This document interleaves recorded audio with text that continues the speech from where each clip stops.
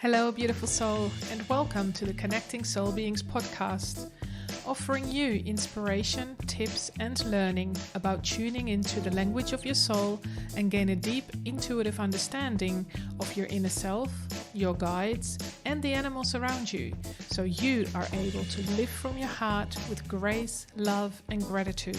We bring together spiritual leaders, energy healers, and awakened humans, so we are able to collaborate and help you feeling loved, joyful, and free by providing clear direction on how to connect soul to soul. Hello, beautiful soul, and welcome to another episode of the Connecting Soul Beings podcast. It is an honor to have you here.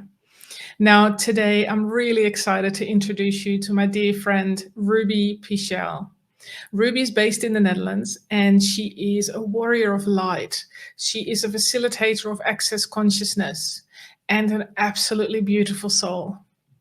I really enjoyed speaking with her and I know that you will too.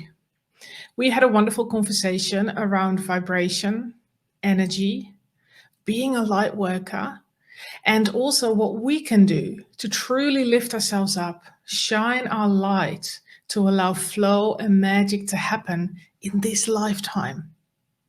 Feel free to leave a comment below because both Ruby and I would love to know your thoughts and questions if you have any. We are here at your service. Please enjoy this wonderful conversation. So how have you been? What's been happening? So much. It's like, it's insane and it's wonderful.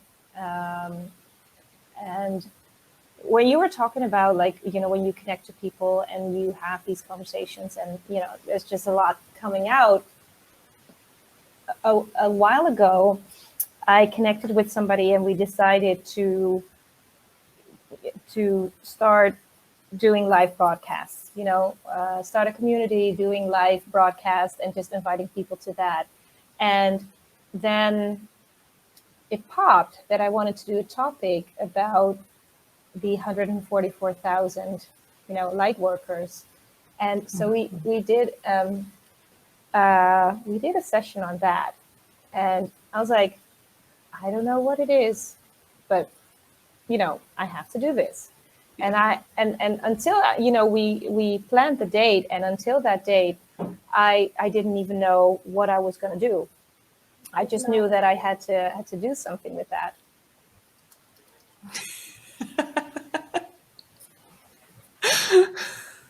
That's what I said. Yeah, it always happens. So, and during that session, we were just connecting and we were sort of inviting and we were asking for those 144,000 to show up and to, reach out to us and for all of us to shine our light and to, make ourselves known in the world.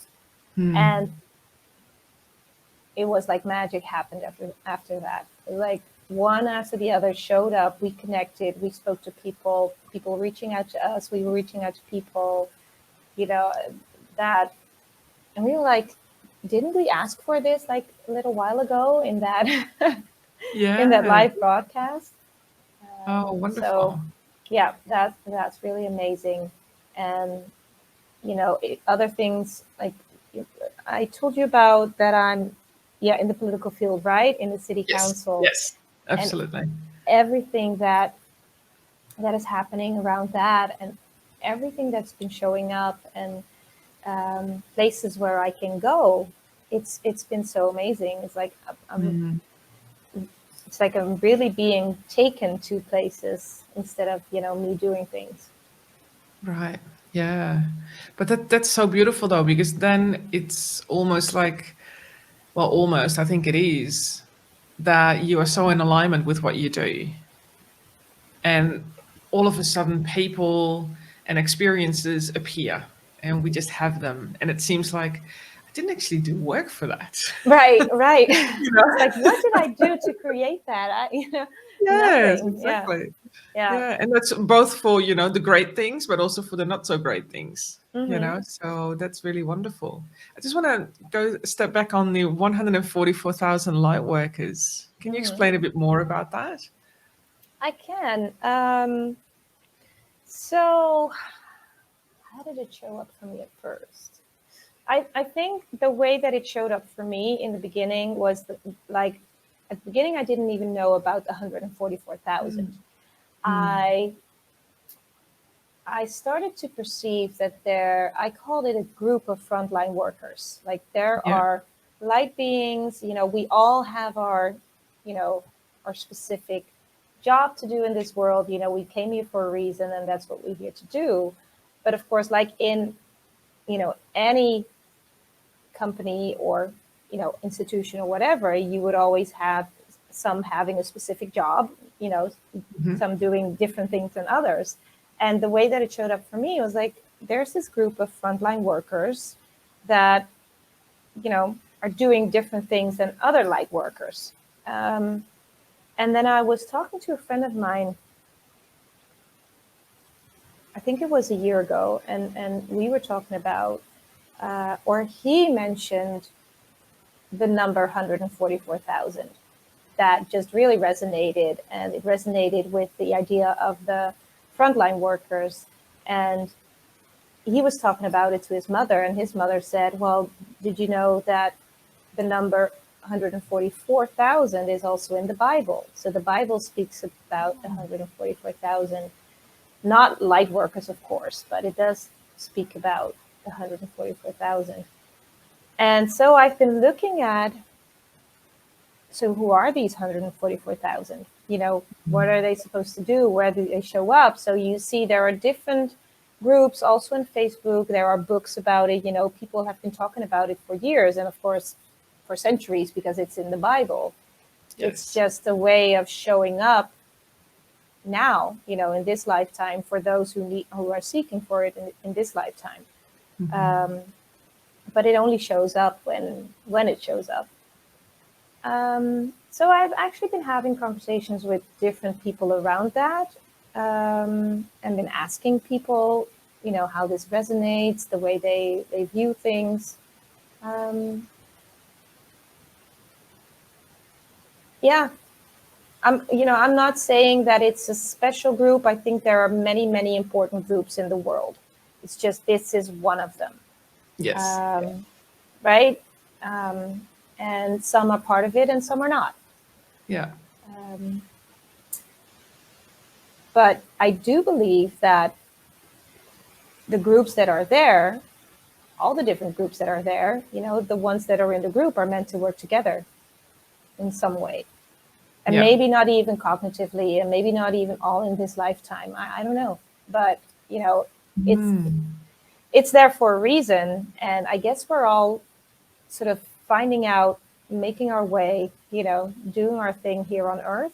And but it's been amazing to connect to more and more people who are resonating with this. Yes. Really interesting. Yeah.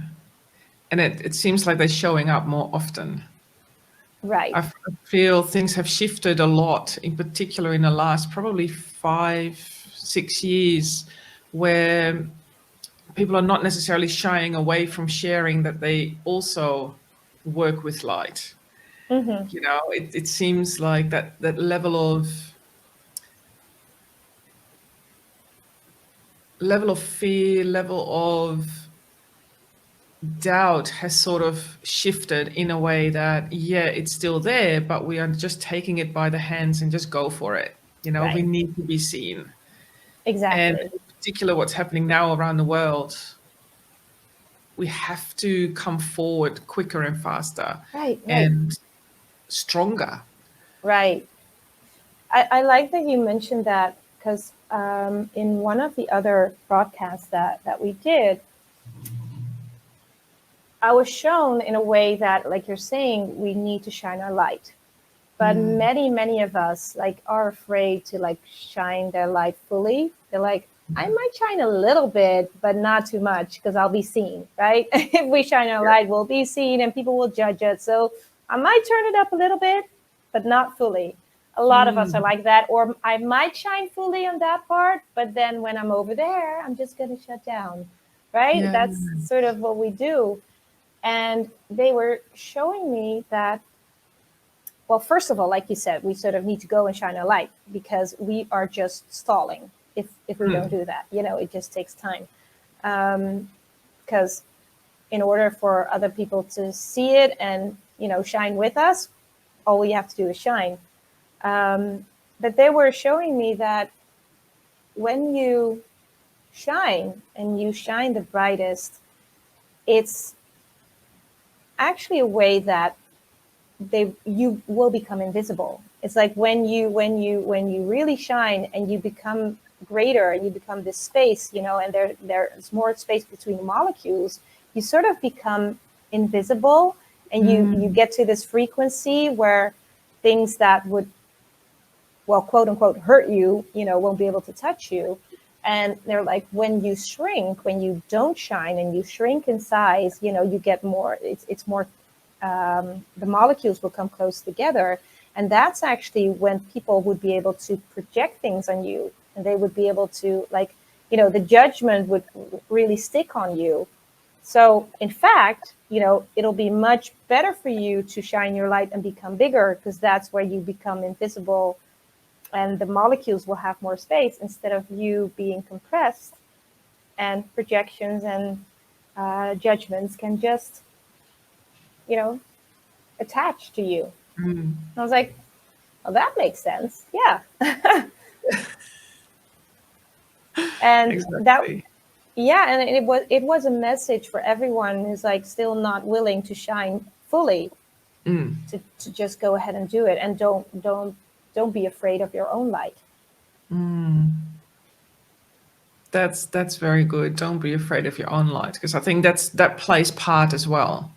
Because people that I work with, when they start to really feel that their own power, they start seeing their own light, all of a sudden they go, Right. Right. They shut down. it's scary. Yeah, it is. It's scary. Yeah. It's a new sensation. It's a new experience. Right. And they do get fearful of that. True. And then they stop. Absolutely. I mean, I do remember, like, years ago, I've had these moments where my power would come out, and even if it was just because there was a situation that brought it up, right? If there's something that I thought was injustice, or I needed to sort of step up for whatever reason, but that power and that energy it's so intense, and I was even like, what is this? What is this power? I don't even know what it is. And it wasn't that at that time, I wasn't really afraid of it, but it was a sense of, wow, what's this? Yeah. And then it's sort of, then you go back to normal. But yeah, I do get that idea of how intense it can be. Yeah. And then learning to work with that, in your everyday life, because that's something that doesn't go away. It's not something, the way I experience it, it's not something that you can just switch on and off. Because once you've opened that up, once you've tapped into it, it's there. Exactly. And being so powerful and having that within us to be able to work with that in an everyday capacity can be a huge adjustment for a lot of people. Absolutely. Yeah, and with that, like what I was explaining, what I had in the past, without like not really being conscious of that power, it's when it comes out, it sort of takes you by surprise, and then you sort of put it back in.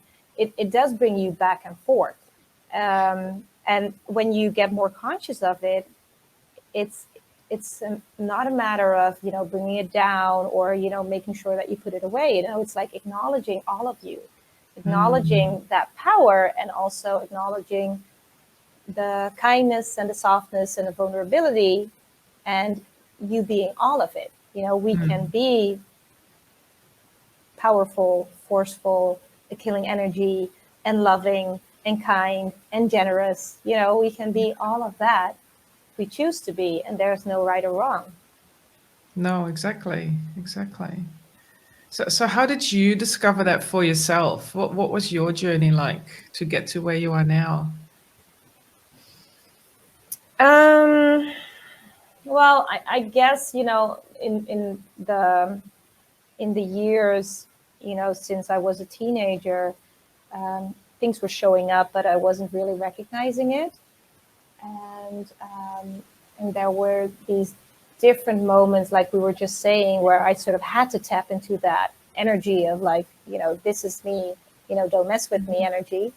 But I would also be the effect of my kindness, where people would mistake kindness for weakness, which of course is not true. But I always wanted to, I was raised to be the good girl, and I wanted to be liked. And then I guess it was later on, and I got to know the tools of access consciousness. And I got to know the tools of access consciousness, and I came to this place where, again, because what I noticed in my life was I wanted to be loving. I wanted to, be kind to people and just have, nice interactions and relationships. But there were always people wanting to fight me, and when people were challenging me and wanting to fight me, I was like, well, let's get it on, but it's not what I want to be. It's what I felt back then. It's what I had to be because people would attack me. And that's not what I wanted to be. And then there was this final moment when I had that sense, and I fought back. And after that happened, I was like, what was that? What happened and where did that come from? And so I was, I was looking for answers to where is that coming from. And with the tools of access consciousness, I was looking at, so what's right about this? What is this showing me? And looking at it without judgment. It's like, don't judge what happened. Look at the gift underneath and, what's right about it, that it showed up. And what's right about you, instead of making yourself wrong for what happened. And that's when I learned like how I sort of played with, me not stepping fully into my power. And it's where, where that power is there, like you said, the power is there. It's not going away. It is there. And people, maybe without consciously knowing it, but they can perceive that power. And whenever people perceive that power and they're afraid of it, or they are afraid that they would have to step up too, that's where they want to bring you down.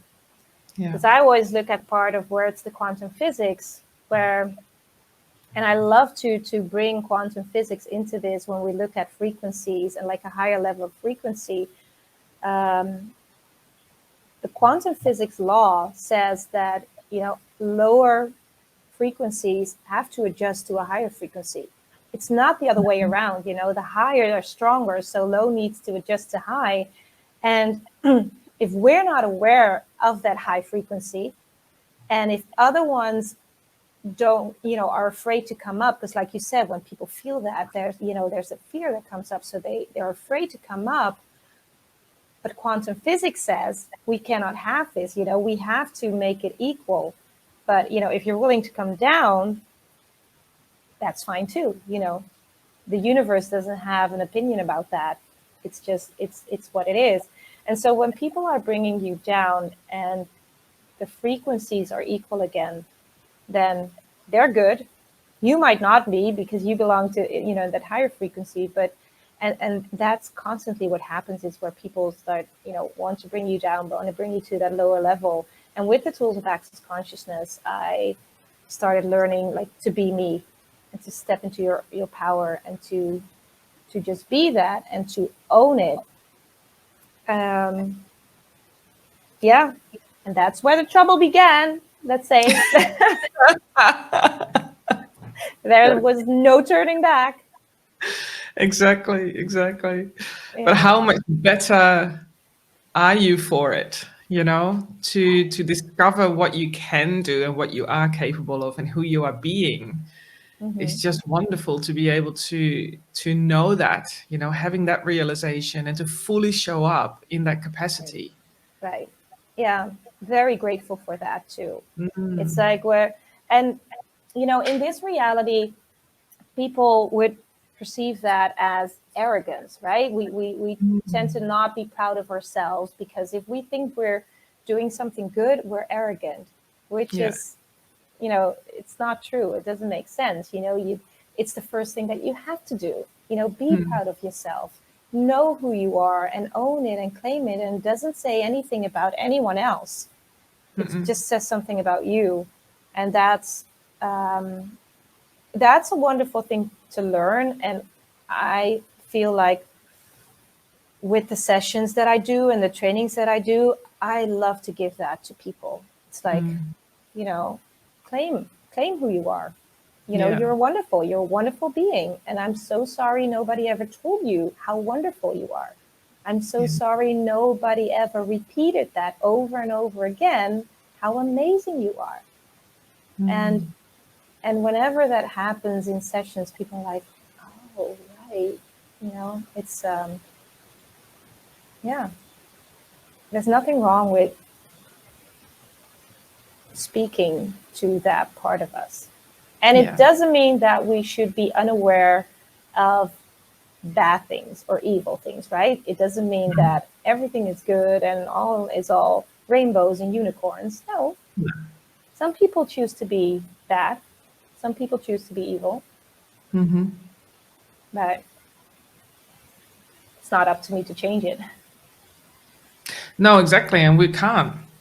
We No. have no control over other people. Right. You People know? choose what they choose. Exactly. And we only choose for ourselves. We think we can change people. We think we can control them, but that's certainly not the case, Right. Yeah.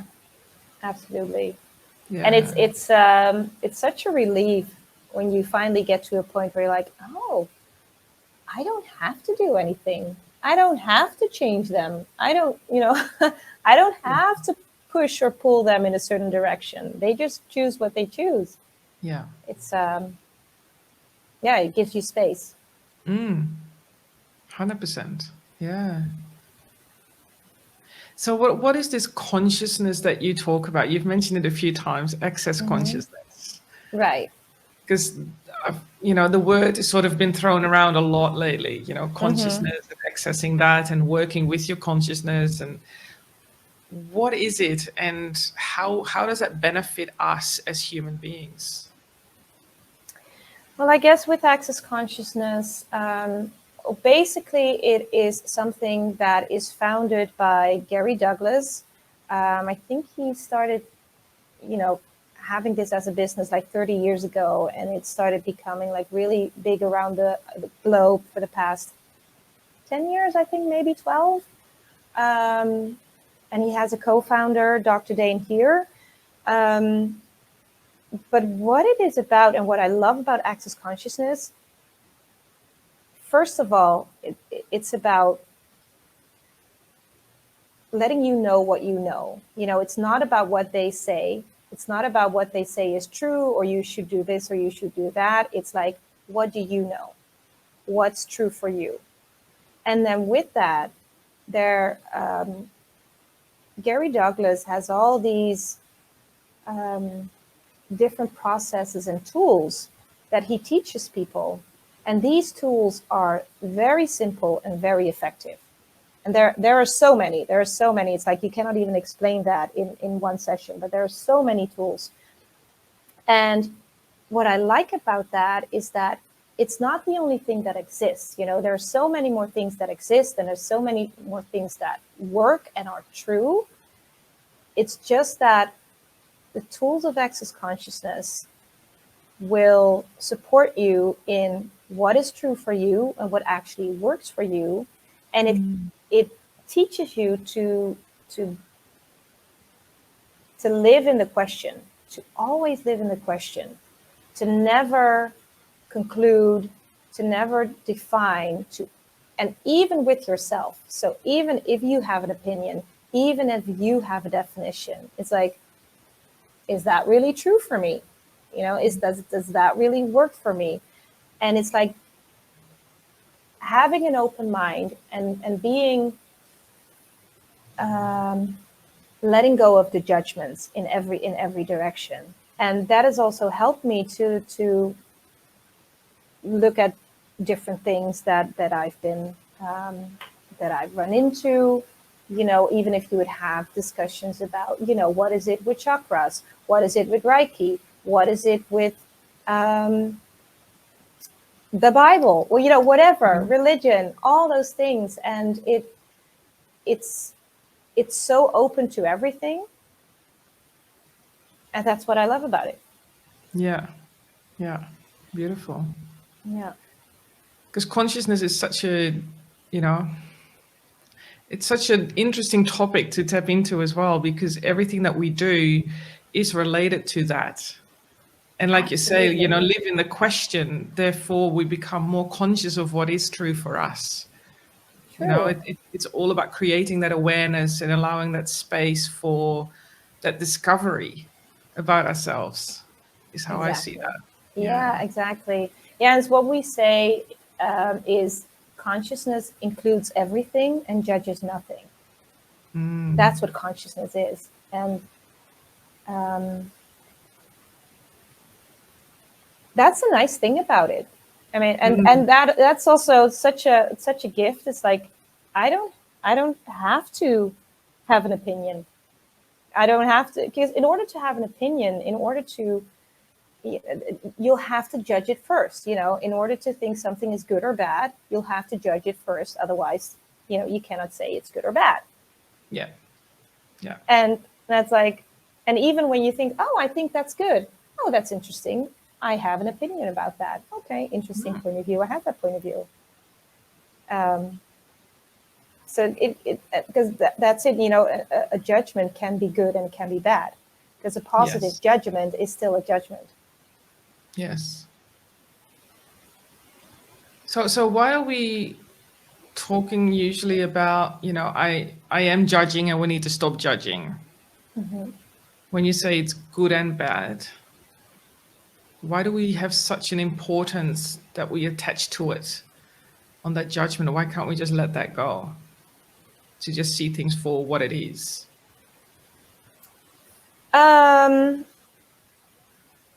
Well, I guess for that part, it's that many people don't know better. We are in a world where there is judgment. We are in a world where in school they teach us to say, it's good or it's bad. This, we get grades, something, you do it the right way, you can do it, don't do it the wrong way. That's just, you need to choose the right thing for you.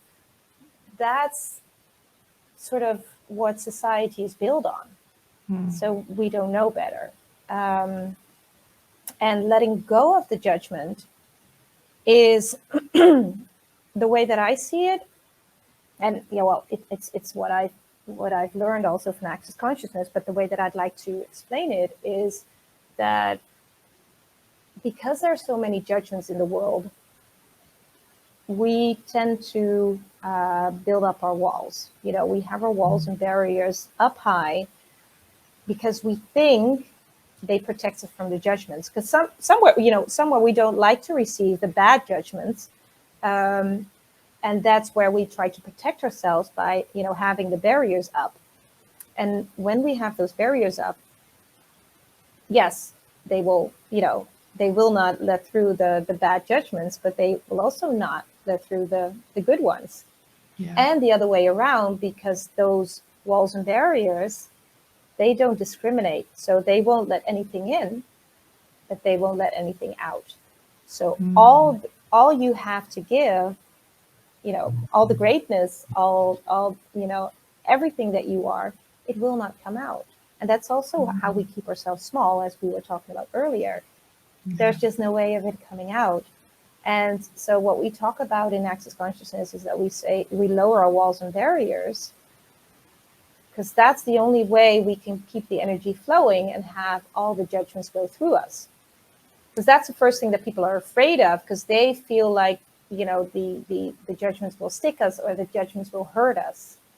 But if everything's energy, and we are energy, and we are just a bunch of molecules,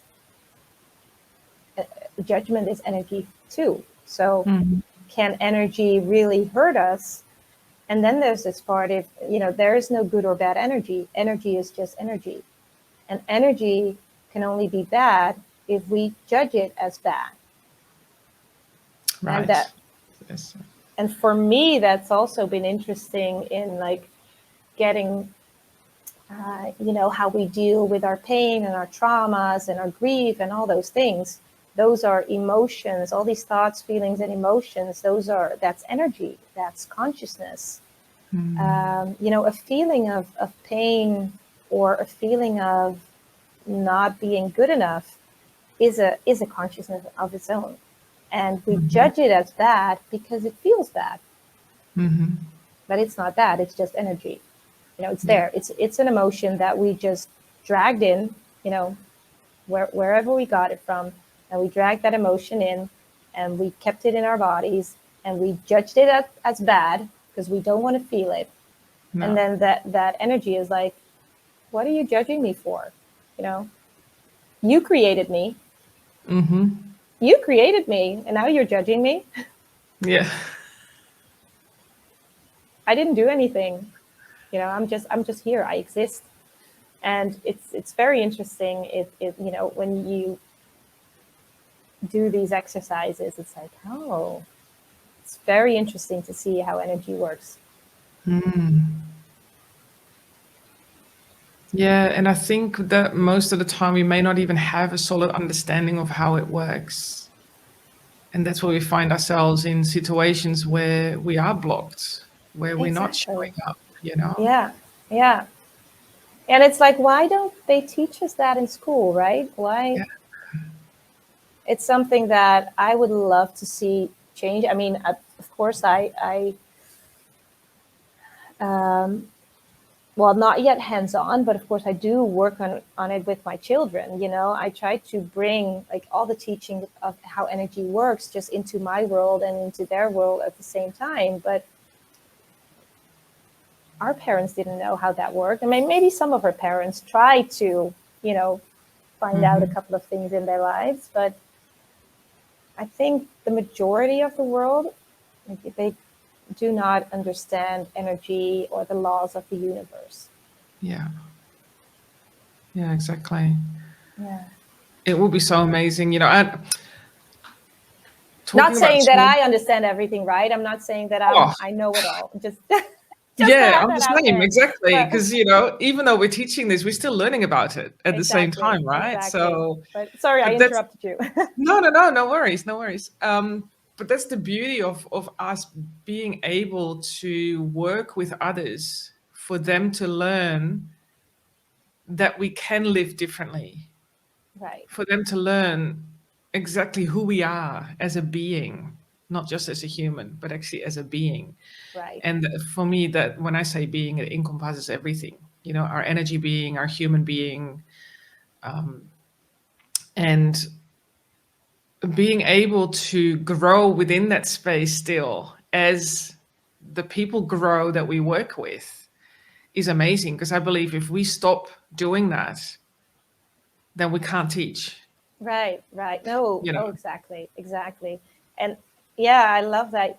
I love about that, we keep learning. I love those moments where something just clicks in, right? And you're like, or somebody says something, or you say something, and suddenly like, oh, that's the first time that I perceive it that way. It's like, oh, that's interesting. I just never got that the way that I'm getting it now. And I love those moments. We just keep growing and keep learning. And sometimes you've heard it a couple of times, but then when you hear it in a certain way or from a certain space, then it's new. Yes. And yeah, I don't think that will ever stop. No. But that's our life, right? Everything is a learning. That's why we're here. Exactly. To evolve.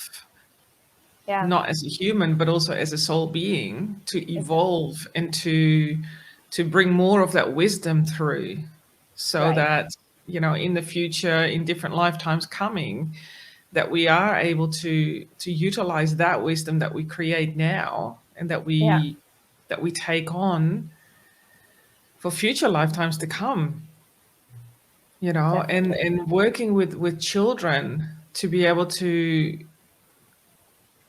create that awareness for them and with them is so important right now.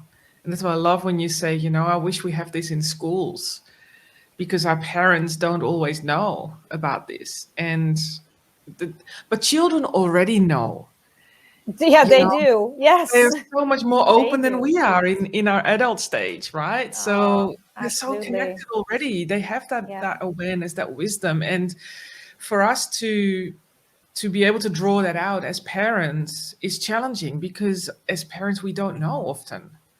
No. A lot of people that I speak to, they have woken up later in life, Absolutely. and when they have children, it's they just still have no idea about that. No. No. And to be able to learn these tools and apply that with our kids as well is so amazing. We set Absolutely. them up in a way that you know I'm all about helping to raise the vibration on earth, to raise the energy, and to be at those higher frequencies that you referred to earlier. And if we can already instill that in children, to work with those high level frequencies, how Hmm. much different will the world be in the future? Yeah, it's going to be so much easier. Yeah, and that is exactly what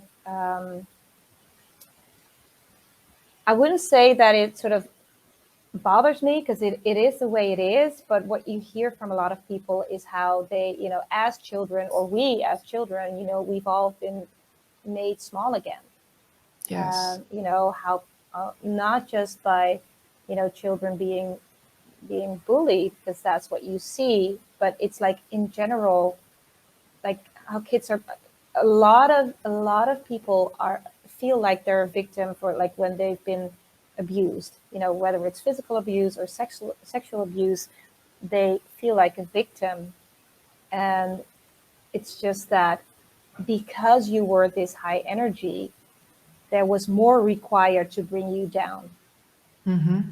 And I always look at it in a way of, the way that I love to explain it to people, like if you would have a stairs, and if I would be downstairs and you would be standing next to me, I would have no reason to bring you down. That doesn't make sense. You're standing next to me. I'd only have to bring you down if you're up there. Why would I bring you down if you're standing next to me? Mm-hmm. And that is what I speak to with so many people. It's like, it's not because you're bad, or it's not because you didn't do anything good. It's because you were this high energy that unconsciously had to be brought down, all having to do with the quantum physics. Like I said, like lower energies and higher energies don't match, but if you're not aware, and you're this beautiful high energy child coming into the world, and you're here, and your parents are in this level, they will not suddenly go up, Mm-hmm. and you're not there yet to be there. So what happens is, you have to come down in energy. And the only way that it can manifest to bring people down in energy is by anger, upset, shame, blame, doubt, all those lower energies that will make sure that we come down to that. And that Mm. is why a lot of victims, are afraid, feel shame, are blamed, are blaming themselves, or maybe even, some might not blame themselves anymore, but they blame their parents. It's still blame, right? How much is there that we're just not willing to talk about it? You don't talk about those things, right? Now we come into this generation where we start talking about things, and it's, you're allowed to talk about it. How many years have our parents, generations before us, not been able to talk about it? Mm. So for me, that's really, really interesting. And still today, if I speak to people, they're not aware of the fact that if something happened to them, it's not because they're bad, or not because they're not good enough, but just because they are, that high up in the energy. Mm.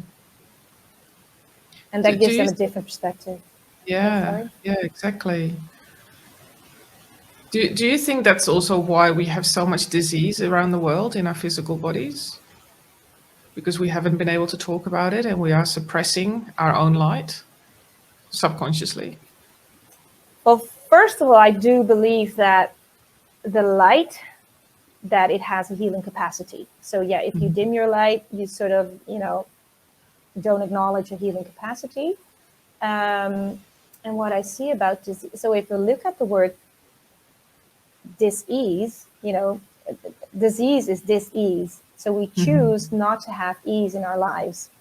Um, and what happens that when we have all these energies and all these, let's say, um, like a pain stored in your body, or um, anger stored in your body, or fear stored in your body, it just, the soft whispers of the body are there to tell us, the body gives a signal, there's something there, please release it. And if we don't listen to it and we just keep it there, the body will have to find other ways to tell us there's something in your body that's not supposed to be here. Mhm. And it will show up in all different ways. And that's what we call diseases, or, sickness, or whatever it is. Um, and this body is this magical sensory organ that just wants to tell us what's going on, that just wants to tell us what we are aware of. But we never listen. And nobody teaches us to listen to our body. And nobody teaches us that whatever we store in our body as a child, that we can just simply send it away. And especially, like you said, as a child, it might be much easier to send it away. But that's not what we do as a child. As a child, we take on what's not ours. How many of us have not been trying to take on, the pain and hurt of our parents, or Mhm. whatever it is that they were carrying? Okay, come on. Let me carry it, Mom. Let me carry it, Dad. I'll take it for you. Yes. Yeah, and that's how I truly believe that, like, sickness shows up in the body. Mm.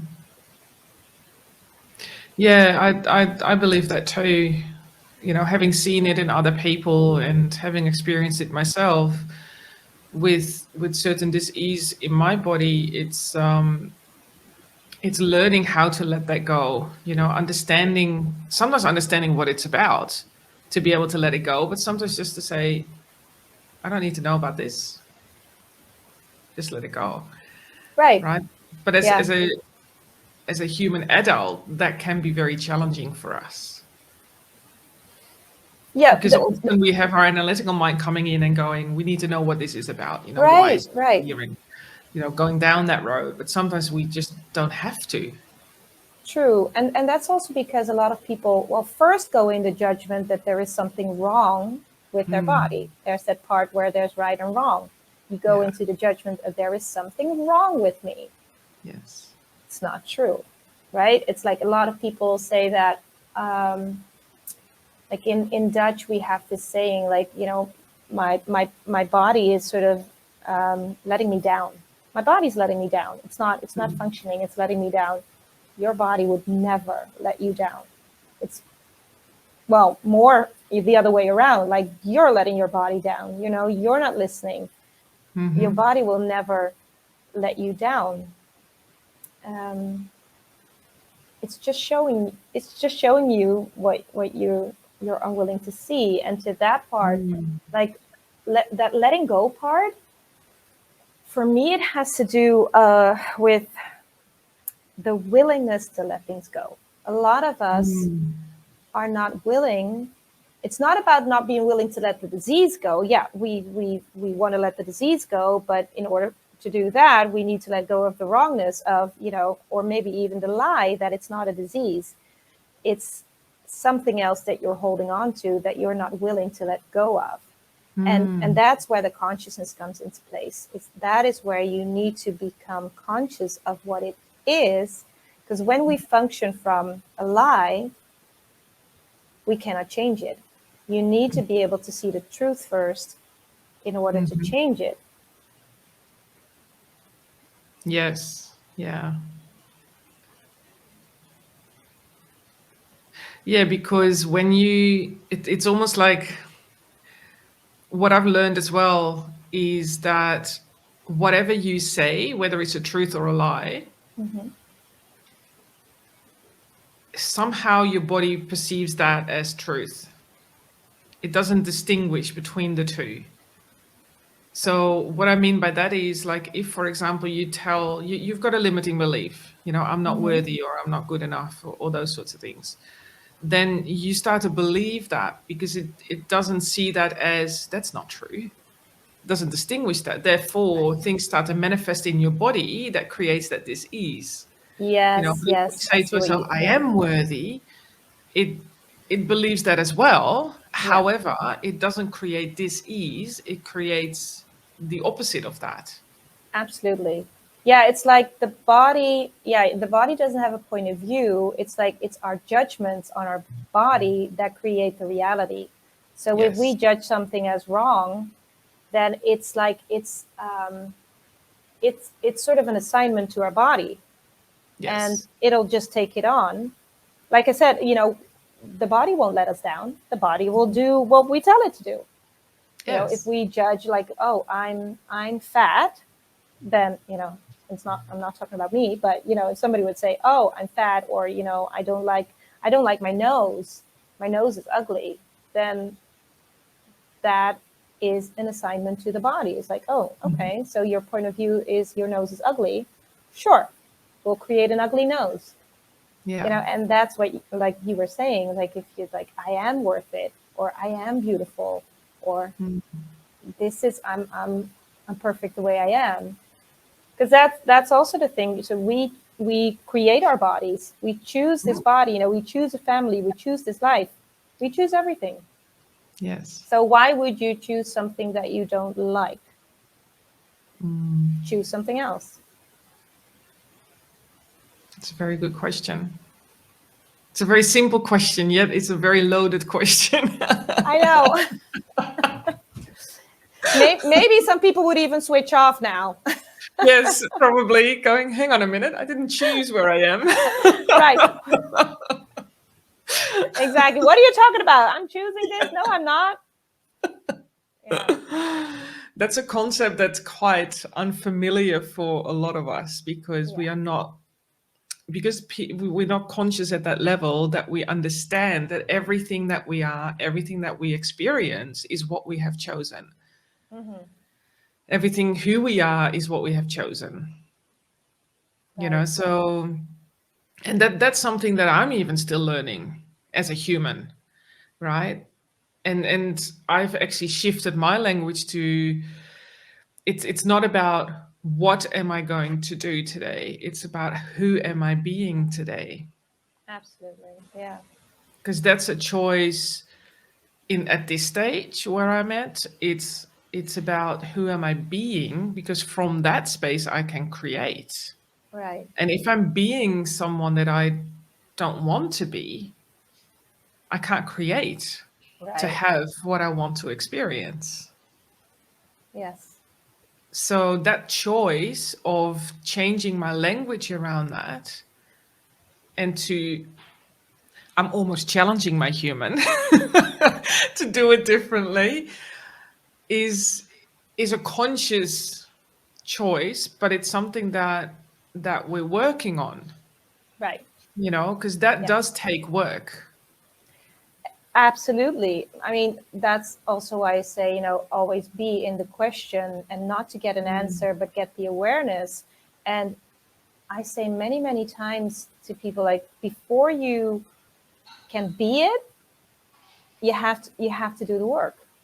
It's like, now you brush your teeth and it's normal. But when we were children, our parents had to say, get your toothbrush, get your toothpaste, need to brush your teeth until it's a normal thing during the day. And the same is with this. You have to practice to be in question. You have to practice to choose your words carefully, because words have meaning. Words have an energy. And yeah, that's so true. And usually we don't even know, we are using words. I mean, if you would look up like old dictionaries, words would have such different meanings. We only have like new meanings to words for the past, 70 years, 100 years, I don't know. And then there's a difference between, what is your language, or what's the English language? What are you using? What have you spoken like previous lifetimes? So words have meanings. And if we use a word that has had a meaning for, I don't know, thousands of years, and you're just looking into the definition of the past 50 years, you're saying something else. Yeah. And I think that's really interesting too. And another thing, what you're talking about choosing and creating, it's like right now when something, we always think something happens to us. It's like, if something would happen to me that I don't like, I'm like, oh, apparently somewhere I'm still choosing this, am I still choosing this? Interesting. Like, what can I change here? What can I choose differently that would have something different showing up? Instead of this, what I'm seeing right now, what I'm not really liking, but okay, how does it get better? Yeah. And instead of, oh, is this happening again? Why is this happening to me? It's not happening to you. It's happening for you. Yes. Through you. Yes. Through you. And it's showing you something. So what is it showing you? What are you not willing to look at yet? Because I always see it's like the universe holding up a mirror. It's like, here you go. Yeah. Here it is. Exactly. Okay, I see it now. All Thank right. you very much. Yeah, thank you very much. Still choosing this, Ruby? Still choosing this? No. Yeah. Wonderful. What's one thing that you want to share with us that we can take away from today? Oh, well, the only thing that actually now comes to mind is just be joyful. Just create things, just choose things that make you happy every day. Every day, and see what that creates. Because we're sometimes not aware, or we keep indulging in those things that are heavy or that are not fun for us, and just take small steps, one step at a time, and choose something that works for you. Does it work for you? Yes or no? Does it make me happy? Is this fun for me? And then start choosing, how does it get better? That's just a very foundational question, like, how does it get better than this? It would allow the universe to show you how it can get better. When I got to the point where I was like, I'm just gonna start choosing what works for me. Just what works for me, not choose what works for everyone else or fit to everyone else's box, or what everyone else wants me to do or be or whatever. No, me first. And that one thing, if somebody would listen to this and they're like, I really don't know where to start, or it just seems like everything goes downhill, it's like, every day choose what works for you. What is fun for you? What makes you laugh? And how does it get better? And just one step at a time. Wow, that's amazing. I love that you added in what makes you laugh. Exactly. Oh my God. I don't do that often enough. I don't even know where I got it. It's like, I heard like a smile is the easiest tool to raise your vibration. So just use it. And it can be for you. It can be for you make somebody else smile, or somebody makes you smile. It's that sparkle. It's that joy. And we're allowed to have that in life. We're allowed to. And many times, coming back to what people take on from other people, we tend to not choose joy because other people won't choose joy, and other people will get upset if you do. People don't like it. People blame you for it. So we, again, lower ourselves, because why be extremely obnoxiously happy if other people aren't? If our parents haven't chosen it, that's fine. People choose what they choose. You choose happiness. Yeah, exactly. That's it. It's when we don't learn that from our parents, that's where often that difficulty gets through. Yes. It's because that almost defines us in that way, I feel. But taking that on and choosing that joy, choosing that happiness, and smiling at what is currently your experience is really important. Because I love the fact that you said smiling is the easiest tool to raise your vibration. That's amazing, because it only takes one muscle to smile, but it takes 100 more to, don't quote me on the numbers. Yeah. It takes 100 more to, look depressed and not smile and, frowning and whatever else. So why not smile? Exactly. Yeah, and it's like you when you're a child, it's sort of a child is all about smiling and is all about happiness. And when you're surrounded by family that are, people are not smiling and people are sad and people are upset, and even if it's just in the energy, children are like, oh, well, apparently we don't do that here, right? We're supposed to be happy. We're supposed to be joyful, but apparently everyone around me is upset and are upset with me when I'm not upset, or upset with me if I'm happy, and I need to be brought down. So I guess I'll just turn down my happiness. I'll turn down my joyfulness. That's where it starts when you're a child. And what will it take to turn that around? Exactly. And just be happy and obnoxious again. Yeah. Wonderful, wonderful. I can talk for hours about all this stuff. It's so beautiful. I know. Wow. Thank you so much, Ruby, for your light in this world and in this lifetime, and for everything that you do for yourself, for your family, and the people that you have around you. It's just so beautiful to have you here. And I'm so, so grateful. So grateful for you. Yeah, thank you so much. I'm so grateful for you. I'm so happy to be here, and thank you for having me. I love this. You're very, very welcome. Very welcome. My pleasure. Thank you so much for listening to yet another inspiring episode of Connecting Soul Beings podcast. I love receiving your comments, stories, and feedback, as they are truly inspiring. So please take some time to comment on this episode below. If you love the show, you can help us by sharing and liking it via your favorite podcast platform and our website. And if you feel that we can work together in helping you to connect to your inner self and the animals, then hop on over to biancadereus.com or find me on LinkedIn, Facebook and Instagram under Bianca de Reus. Thank you again so much. Say hi to your pet from me and stay connected with love and grace.